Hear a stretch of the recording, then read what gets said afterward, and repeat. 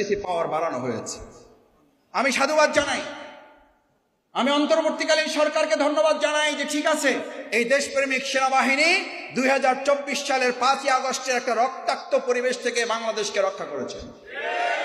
একই সাথে এটাও সত্য যে সেনাবাহিনীর দায়িত্ব এটা নয় যে তারা এই দায়িত্ব পালন করবে, তাদেরকে এই দেশের গুরুত্বপূর্ণ দায়িত্ব পালনের জন্য আধিপত্যবাদের সরকার যারা, আজকে আপনারা পত্র পত্রিকায় দেখেছেন আমাদের চট্টগ্রাম নিয়ে কেউ কেউ অবৈধ আবদার তুলছে,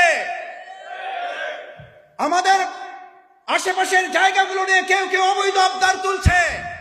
আমরা মুসলিম ইতিহাস থেকে জেনেছি বরং তোমাদের ভারতীয় উপনিবেশের ওই অঞ্চলের গুরুত্বপূর্ণ জায়গায় মুসলিমদের একদিন মুসলমানরা তা শাসন করবে। তোমরা সেটার জন্য প্রস্তুতি গ্রহণ করো। আমাদের চট্টগ্রাম নিলে তোমাদের